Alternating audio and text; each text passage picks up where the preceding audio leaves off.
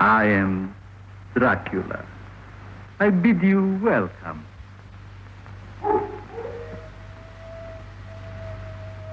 Horror has never really been respected, and nor is it respectable.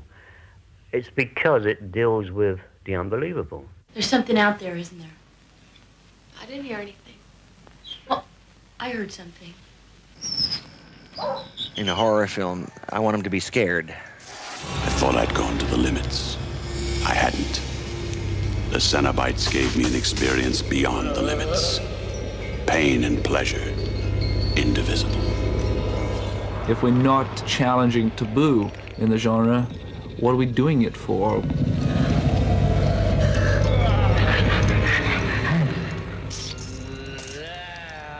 If you have shrieks, prepare to launch them now. One of life's enduring mysteries is why so many of us enjoy trooping off to the cinema to have our nerves racked, spines chilled, and screams extracted by horror movies. Monsters, vampires, ghouls, and things that go bump in the night, or even in the day, seem as necessary to us as bread or circuses. I've loved horror films ever since I was first bitten by one, the toothsome hammer Dracula of 1958. So, through the ages, have millions of moviegoers. Right from the Hollywood debut of those influential gentlemen Dracula and Frankenstein back in 1931, via unnumbered werewolves, mummies and zombies, to today's Hellraisers and Halloween killers, blood has been thicker than water at the box office. Why, and is our taste for it a good thing or bad?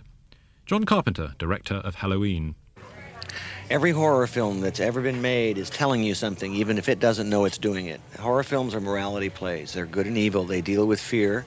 They deal with terror. They deal with man's most primitive feelings, which is fear of the unknown, fear of death. First I experimented only with dead animals, and then a human heart, which I kept beating for 3 weeks.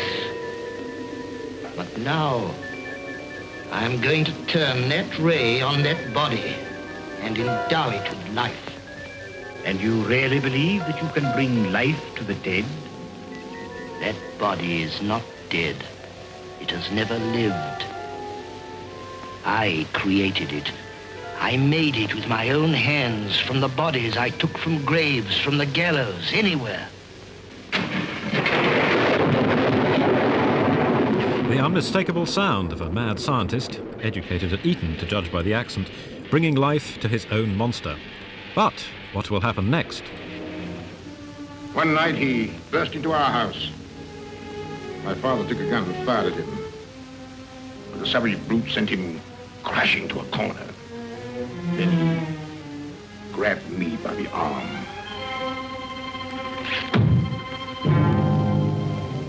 One doesn't easily forget here, Baron. An arm torn out by the roots. Yes, there's no knowing which limb will go next when you tamper with science, or create, like Baron Frankenstein, your very own assembly kit human. So, once again, why do horror audiences keep signing on for what seem to be glorified exercises in physical and emotional masochism? Author and filmmaker Clive Barker.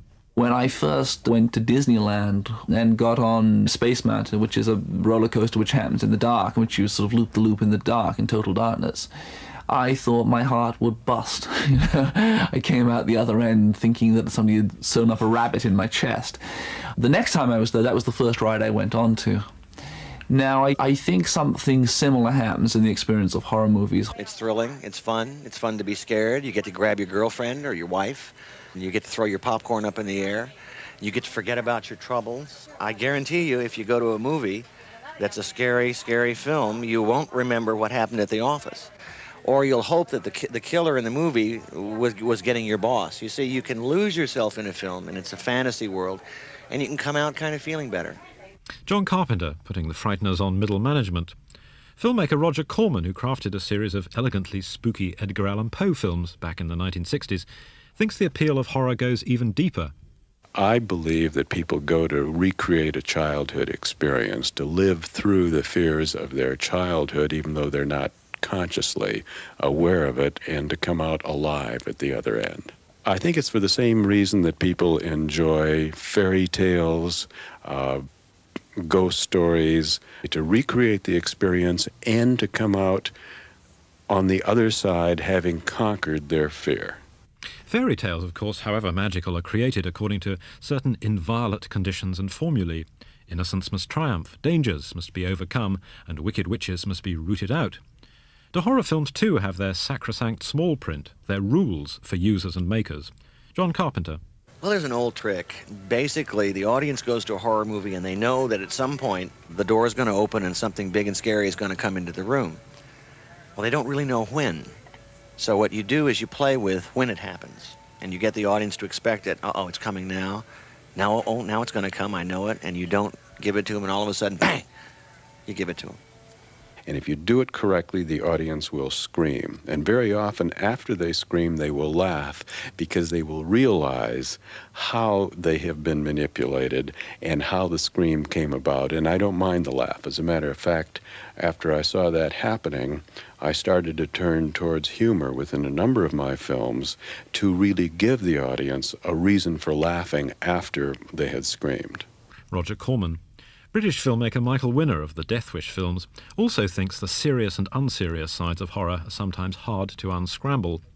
I think all horror films are basically to the same blueprint, that you introduce innocent people in a fairly normal situation, usually, and that a series of things then attack them or those around them, which increase in ferocity and in shock value. Of course, you cannot analyze any horror film seriously. The girl always leaves the haunted room in a nightdress and climbs the stairs, or remains, as in the case of mine in The Sentinel, in a house which is quite obviously highly dangerous to stay in. All she would do is get in a taxi and leave, you see.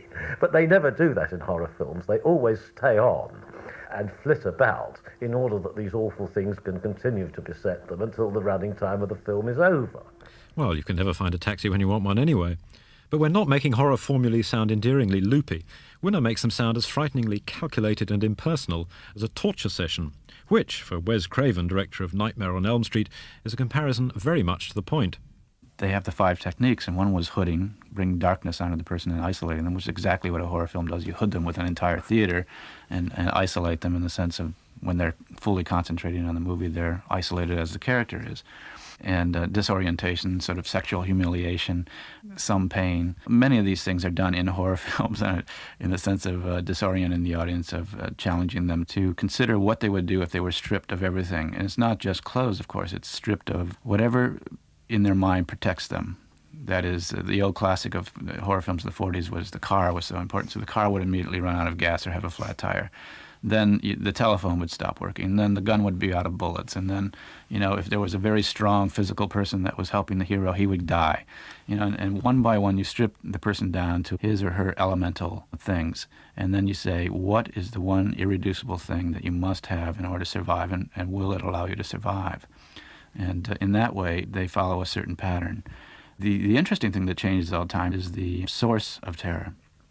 And that is anybody's guess. And horror sources, like many sources, come in 57 varieties. Back in the baptismal 30s, the creatures inviting your screams tended to be of 2 kinds. They were either well-dressed vampires who gave you dinner at their castle before politely perforating your neck, or they were heavy-gated ghouls with minimum vocabulary, whose taste in clothes was restricted to wrap-around bandages. With the passing decades, though, these 2 ironclad archetypes had been melted down and poured into different moulds. Frankenstein's creature changed himself into the zombie, the mummy, or the masked and stomping killer of Halloween.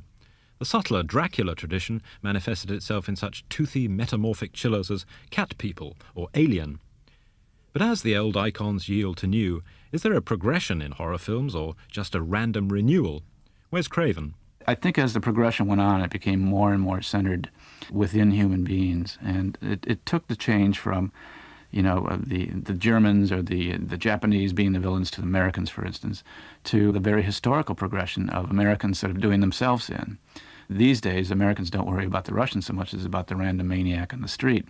So, this is very much of a sort of intrafraternal sort of violence.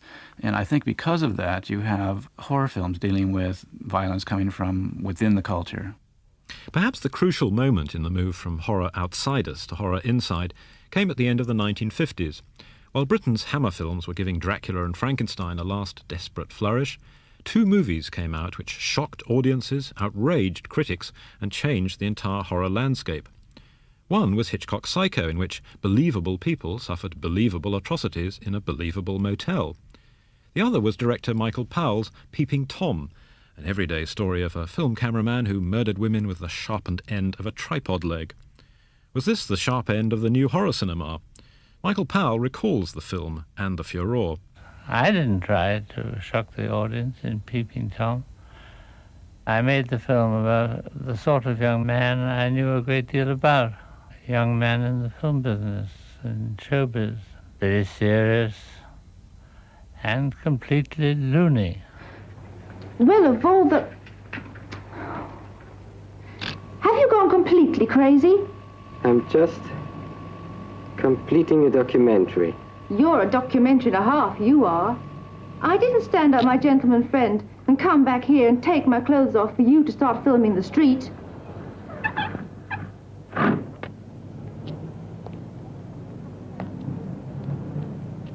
I might as well talk to a zombie. Is it safe to be alone with you, I wonder? It might be more fun if it wasn't. I was so immersed in the reactions of Carl Böhm as the cameraman killer. That was the story. I made it full of compassion for the killer. Perhaps I didn't consider enough the sensitivities of the critics. The public seemed to take it in their stride. Violence soon became the favourite bugbear of the critics. They thought the horror film was supposed to be poetic, and they weren't happy when it started to dose them with blood and realism. Clive Barker.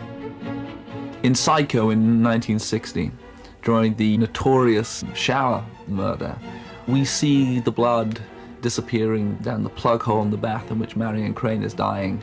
It's a very, very potent image because we don't see very much blood in the movie. The movie's in black and white as well, so the blood is even less sort of striking. So when we actually see that image of bloodletting, it becomes very, very potent. And in fact, we see very little else in terms of graphic imagery through the rest of the picture. But Hitchcock was making a movie, which, by the way, was greeted with howls of horror from critics across the world. He was putting his movie out into a social ambience, if you like, which was relatively benign in 1960. Soon, Psycho itself began to seem benign. In the 70s and 80s, we've encountered movie mayhem and mutilation on a scale undreamt of by poetic souls like James Whale or Todd Browning, who directed those long-ago Frankensteins and Draculas. In the modern age, if you're not watching Linda Blair in The Exorcist doing unmentionable things with a crucifix, you're being mauled by sharks in Jaws, macheted by a serial killer on Friday the 13th, brutalised by nightmares on Elm Street, or dug up from under the floorboards in Hellraiser and offered a freshly dripping corpse for breakfast. John Carpenter ponders the carnage. Modern horror films really go very strong because, first of all, the technology is advanced to the point where you can do an enormous amount of technical tricks, but I think the biggest reason is that society has been deadened by our dependence on television and the Vietnam War and the crumbling of society. And I think that all our feelings and our attitudes toward each other have been numbed by life. And I think horror films try to slam home and reach you in some primitive place and move you. Horror films try to shake you up and say, you know, take a look and get down to your core and wake up. You know, the world is a pretty grim place. When I was a kid, there was a photograph, I think it was on the beach at Normandy, of an American soldier lying dead in the surf. And it caused a great stir. It was published in Life magazine. And it was the first time an American GI had been shown dead. And it was the beginning of sort of a parade of dead bodies that I saw as a child from World War II. And as it progressed to Vietnam, my generation and the ensuing generations were deluged with really a tide of real violence from a real world. And I'm not saying this in a sense of pointing a finger. I'm simply saying that that is the way things are. But I think that the horror film audience, especially when it is young and on the verge of adult life, filled with all sorts of physical impulses, filled with all sorts of questions about what it's going to be like to be an adult, and accountable in this rather mad world that they're exposed to. I think that they have a need and a right to try to process some of that violence in a way that is in some way formed and entertaining and has some sort of an outcome that is in a way safe. Now, it might sound odd, but I think no matter how horrific horror films get, the central character almost always, and that is the person that the audience identifies with, and the rest are, they're not, it's not me, it won't happen to me, that sort of mentality. What would I do if I was surrounded by the absolute most terrifying things I can imagine, or that it might have been suggested to me by the media? Will I survive or not? Then they see within a horror film that, yes, my character, the one that I identify with, did survive. And it's a very rough and tumble sort of boot camp sort of training for the psyche, but I think it does function in that way, at its best. Wes Craven. And horror author James Herbert wonders if some of today's squeals of indignation against horror films aren't a touch strategic. Most people are quite level-headed. They're quite sane. They don't go out and chop off somebody's head after seeing a really gruesome movie. Or they come back to reality. I mean, we get blamed for a lot of these things. I mean, it's a great lawyer's excuse, isn't it? Oh, yeah, well, you see, your worship, my client, he watched Rambo last night, and he decided he was going to go out and kill 13 people this morning. It's a good old excuse to get the clients off, and it doesn't really hold water at all. Even so, in today's age of blood sports horror, just how many Christians do filmmakers feel they should throw to the lions? Is there a limit to the quantity and or the context of the carnage explored? John Carpenter. I have seen some things in horror films that I would never do, that I think are sadistic. In other words, I think that some directors have no feeling for their characters. They don't care. I know that Friday the 13th series, one of the things they did in each of those movies was they didn't differentiate between the teenage characters. They made every one of them the same so that the audience could then yell at the screen how stupid these teenagers were. And I think that's a real cheat. I think you're doing nothing more than being a pornographer then. If you don't, you've got to care about the people in the film. You've got to identify with somebody in the movie and care about them as a person. And in that sense, I think a horror movie can be like watching a pornographic film. It can be dead and empty. There's a danger of trivialization if within that context you deal with, for instance, the concentration camps, where you're dealing with a genre which uses pain and anxiety and anguish. It becomes very important not to trivialize real pain and real anguish by dragging it in for the fun of the punter on a Friday night. That's one of the reasons why there is such a large fantastical element in the material that I write. It frees me to be outrageous. It frees me to deal with the material in a very visceral kind of way, because I am saying practically on page one, look guys, this isn't real life. This is the world of your dreams. This is the world of your nightmares. This is a world of archetypes which I'm asking you to plunge into in the same way as you would plunge into fairy tale, and swim there in the full and certain knowledge that nothing that you are going to read or view is going to creep up behind you when you leave the cinema or you put down the book. Because I have no wish to terrorize people in real life. What I want to be able to do is produce images which are confrontational in a safe fictional environment, and which may be useful in the dream adventures which follow when they go to bed afterwards. Clive Barker. The dream world was determinedly explored by director Roger Corman in his series of Poe films. Visible gore and visible ghouls were set aside for a trip into the human psyche. We tried to do them with a certain amount of style, with a bigger physical look, and with a great deal of thought as to what went into them. I was very much interested in the theories of Freud at the time, and I've always felt that Freud and Poe in the 19th century were working along similar lines, Freud scientifically and Poe from an artistic standpoint. I attempted to work on two levels, on a surface or a textual level, on the basis of rationality, on a beneath the surface or a subtextual level to deal with the unconscious, so that there would be one overt storyline or plot, but there would be more complex or hidden emotions or drives for the characters within that storyline. In addition, I dealt with flashbacks, with dream sequences, various cinematic devices that enabled me to go beyond rationality, or at least I attempted to go beyond rationality. Some people might say it was all beyond rationality. And for once in a low-budget American horror film, there was no sign of a monster. There actually was no monster in The Fall of the House of Usher. However, AIP was very reluctant to give me the $200,000, the go-ahead to make the film. And one of their questions was, why is there no monster in this film? All of our films have had monsters. Well, thinking reasonably rapidly, my answer was, because I wanted to make the film, the house is the monster.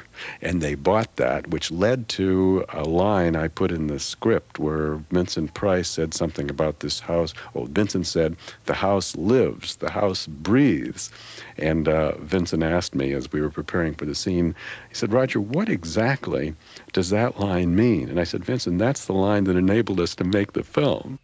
In horror films, the inspired snap idea can be an open sesame not just to the production company's wallet, but to an entire new movie saga. Like Corman, Wes Craven was seeking a fresh approach to horror, a horror of minds rather than monsters, when the search led him to a place called Elm Street. The way I knew that, or suspected strongly that Nightmare on Elm Street would be a hit, was that I had a story that I would tell to friends. And as I told the story, and I would always try to keep it under 1 minute long, as I changed it and formed it, they became more and more fascinated with it, and they kept saying that would make a great movie. And when I have something that's under a minute long, and that people continually say that'll make a great movie, I'm pretty sure that it will. And interestingly enough, that story, the core of that story came right out of the newspaper.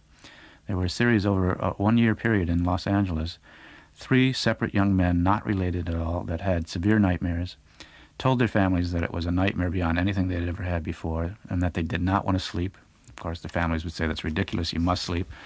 2 to 3 days later, they would agree to go back to their beds and sleep, and in the middle of each night, the young man screamed, the family would run in, and the young man would be dead. And there was never any real explanation given for it. I found that absolutely fascinating, and of course, with my perverted imagination, I began thinking, what if the person that was killing them was in a dream? All day long, I've been seeing that guy's weird face. And hearing those fingernails. Fingernails? That's amazing you saying that. That made me remember the dream I had last night. What'd you dream?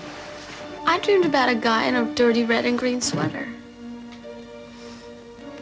Well, what about the fingernails? Oh, he scraped his fingernails along things. Actually, they were more like finger knives or something he'd made himself. They made a horrible sound. Like, scream. Nancy, you dreamed about the same creep I did. Freddy in Nightmare on Elm Street comes right out of the center of the characters that are innocent. He comes out of their dreams. The intention is to imply, either consciously or unconsciously, and I think much of it is unconscious on the part of horror filmmakers, but certainly I think of it as a paradigm for our own consciousness. That is, until we look within ourselves for the sources of violence rather than outside and sort of build the walls around our cities of the mind, until we do that, we can't really, address the true source of violence, which is within each of us. Please, God. This is God.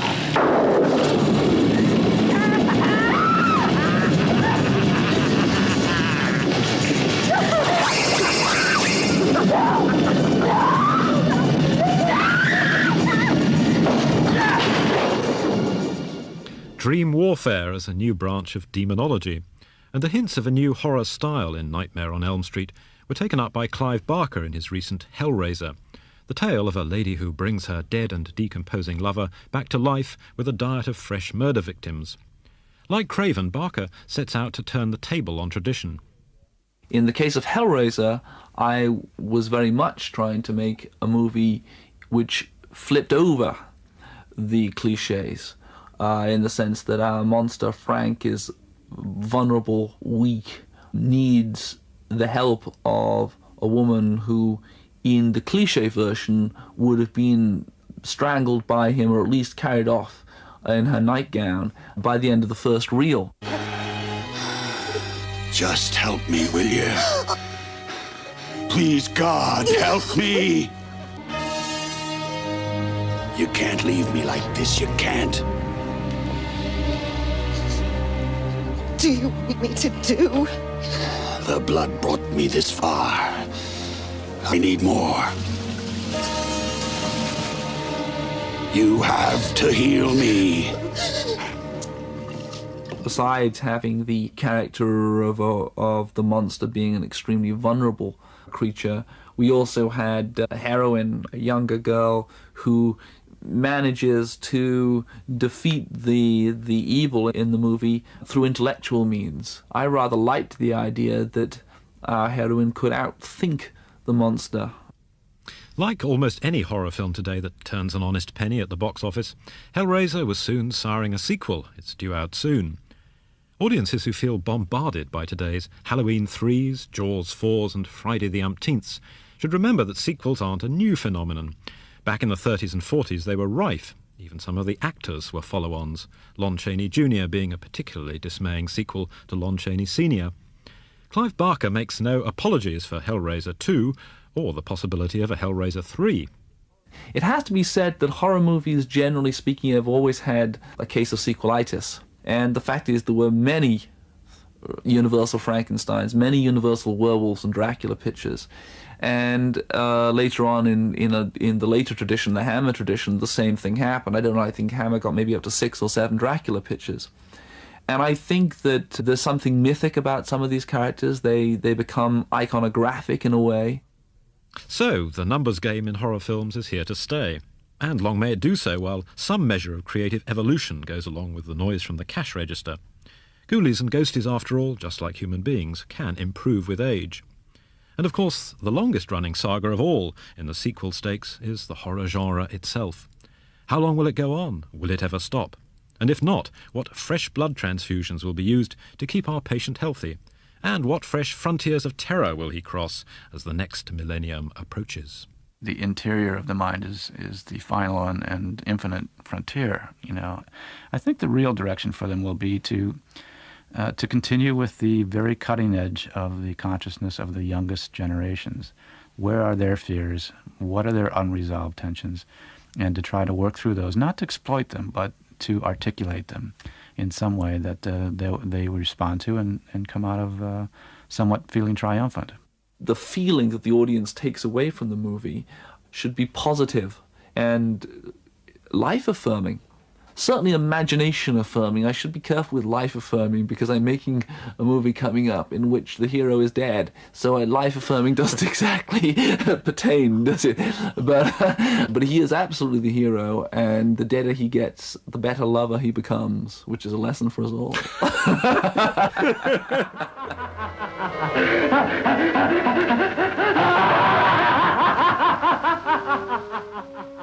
Hey, did you have a nightmare too? For heaven's sakes, what is it? He went for a little walk. I would recommend to anybody who is frightened at movies, don't go. If you're afraid of the dark, don't go into it.